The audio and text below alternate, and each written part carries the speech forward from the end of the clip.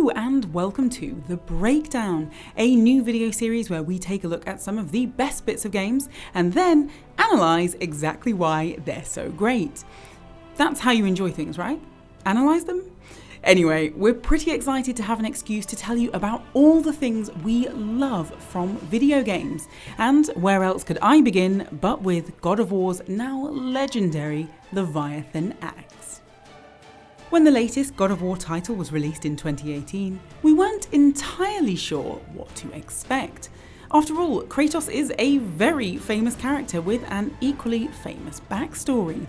But the one thing we were almost certain we'd see were the Blades of Chaos, one of the most iconic weapons in gaming. So when a freshly bearded Kratos popped up wielding an axe, it's safe to say we were, well, ever so slightly surprised. After all, the Blades of Chaos were fiery knives of death, forged in the underworld by Ares himself. How could an axe possibly compare? How wrong we were. Given how iconic the blades were, the design team took a huge leap of faith when they decided to introduce an entirely new weapon. And luckily for us, lead systems designer Vince Napoli has shared a few of the secrets behind the Axe's design. So let's take a look at it, starting with the backstory. And of course, this does mean there are going to have to be a few spoilers, so if you haven't played the game yet, first of all, what's wrong with you? And second of all, go and do it, then come back and watch this video. So, let's begin. The Leviathan Axe was forged by the Huldra brothers Brock and Sindri, Norse blacksmiths who were legendary for their incredible skill. After all, these guys built Thor's hammer Mjolnir, so when it comes to crafting weapons, they know what they're talking about. As it turns out though, this Thor isn't the suspiciously tanned, family-friendly buffoon the MCU have introduced us to. No. In God of War's world, Thor is a raging, bloodlust-fueled monster slaughtering giants for fun. Which, if you created the hammer he uses, might make you feel a little bit guilty. So Brock and Sindri decide to forge a weapon that can restore balance to the realms of Yggdrasil. With so much on the line, every element was painstakingly planned. The curved handle grants perfect balance. The blade will never dull, and the axe itself is imbued with dwarven magic, unmatched in any realm. Finally, the brothers give their new weapon a name, the Leviathan Axe. However, there's a bit more to that already pretty awesome name than meets the eye. First up, Leviathan is another word for sea monster. Also, as we know, the axe was created to match Thor's hammer Mjolnir and to defeat Thor. And lastly, Thor once battled Jormungandr, the world serpent who lives in the Lake of Midgard. Much to his surprise though, the serpent turned out to be just as strong as he was, and since then he has hated the serpent, seeing it as a symbol of his failure. So, if you're still with me, what better to name the axe after? However, after all that work, the brothers don't plan to hand the axe over to just anyone. After all, they say, the Leviathan Axe will be legend in the hands of an honourable soul. And if you're thinking, wow, who better than the now redeemed God of War to wield such a mighty weapon? Well, you'd be wrong. Sindri and Brock actually made the axe for Kratos' wife, Laufey, a frost giant who was known across the realms as an outstanding warrior. And given Thor's beef with the giants, she couldn't have been a more perfect fit for the fearsome weapon. But when she died, the responsibility fell to Kratos. And if the final scene of the game is anything to go by, the Leviathan Axe and Kratos are both set to face the ultimate test of their power.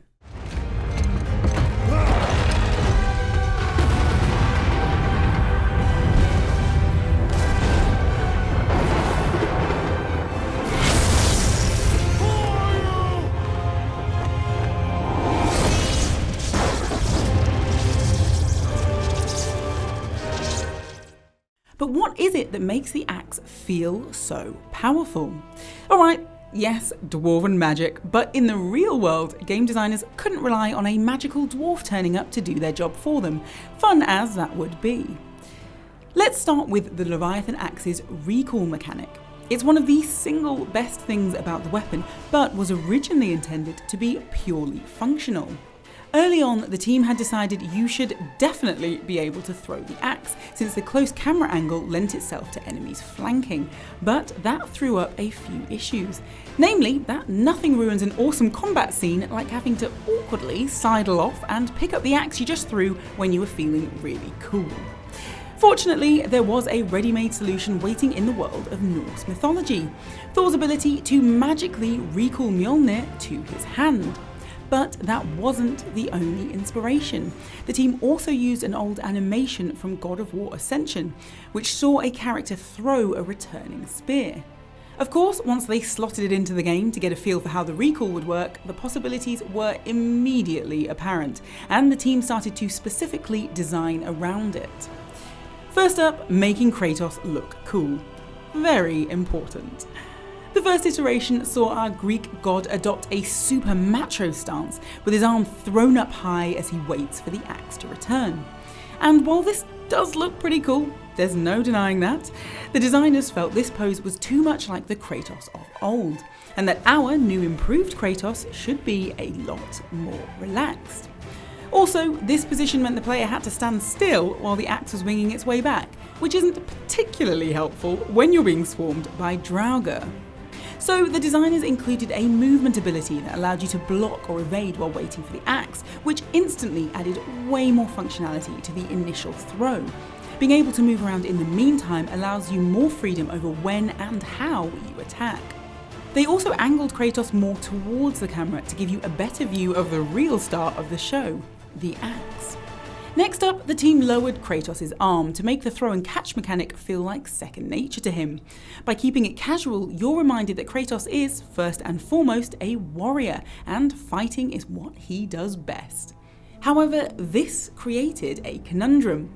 The designers didn't want the axe to feel as though it was easy to handle, a real risk when creating combat around a character as powerful as Kratos.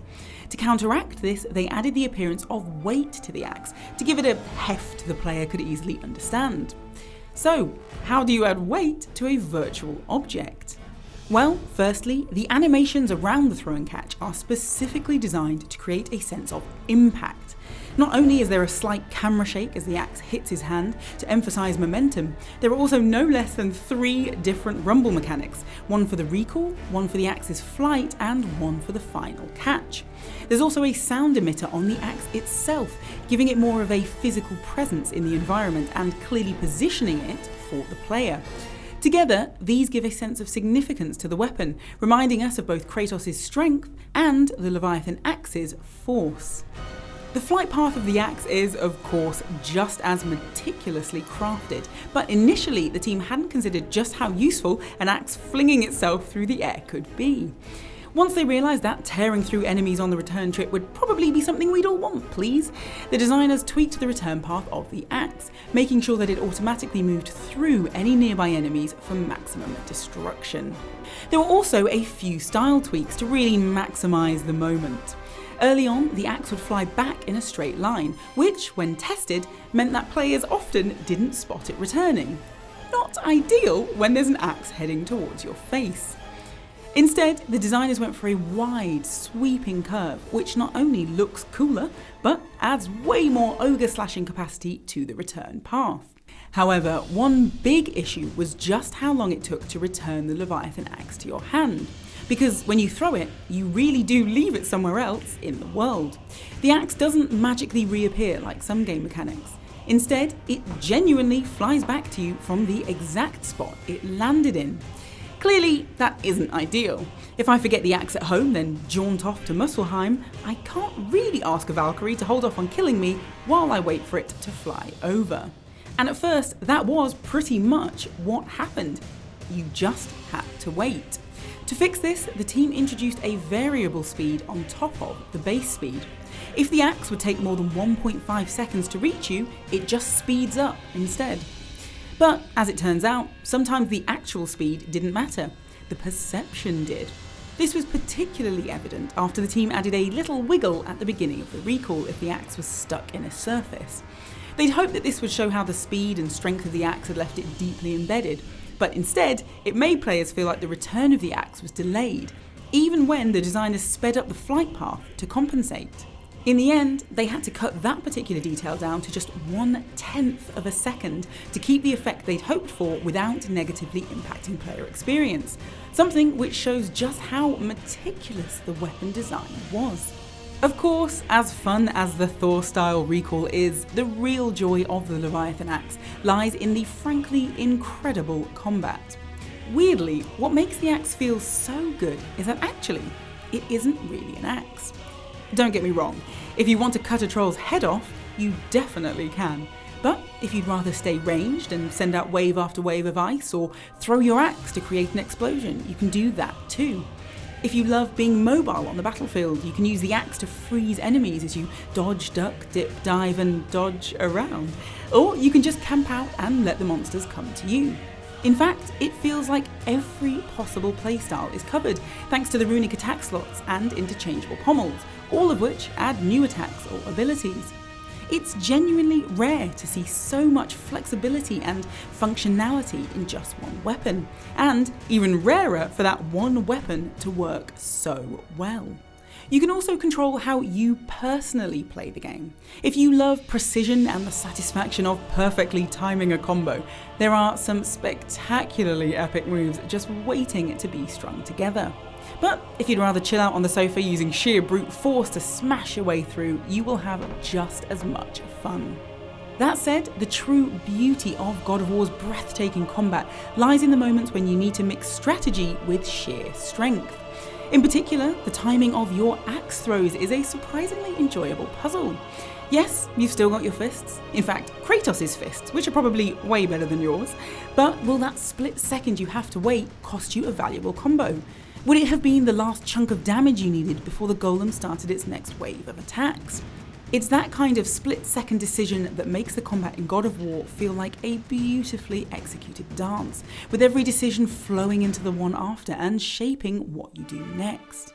Equally, some of the fun of the axe is when it just isn't enough and you have to call on Atreus.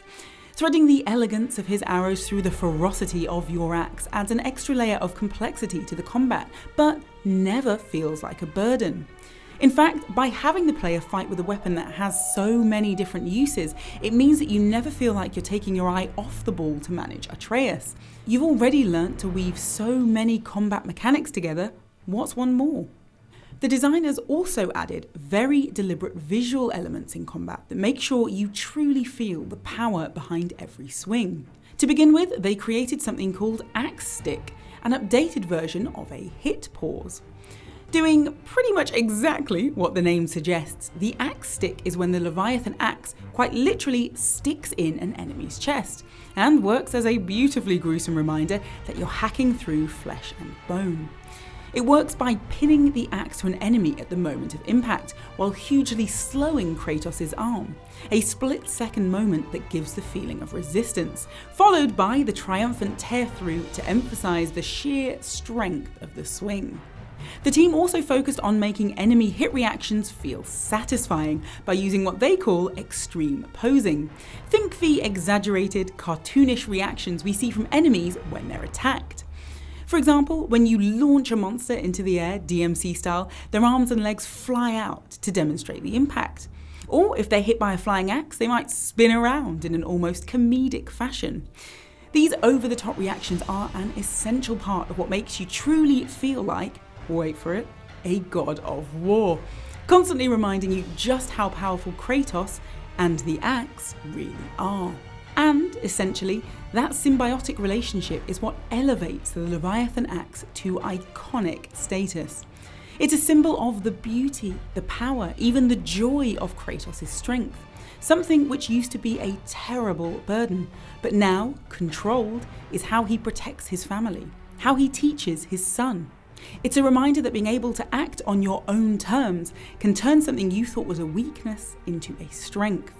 Even more importantly, the Leviathan Axe is a poignant reminder that Kratos is now free. He can quite literally throw this weapon away and call it when he chooses, a direct contradiction of the servitude that saw him chained to the blades of chaos. Most of all though, the Leviathan Axe is our connection to Kratos and to Yggdrasil. It's much, much more than just a weapon. It's how we interact with his world, solving puzzles, clearing paths, feeling fights. It's a part of him and a part of us. And that's what makes the Leviathan Axe such a unique, memorable weapon. It's woven through every element of the game. It feels truly integral to our experience, and God of War would not have been the same without it. And that is your breakdown of the Leviathan Axe. Thanks for watching, and don't forget to let us know your favourite weapon in the comments. Who knows, maybe it'll be our next breakdown. Also, make sure you've subscribed and hit that notification bell to stay up to date with everything PlayStation Access. See you soon, boy. For the players.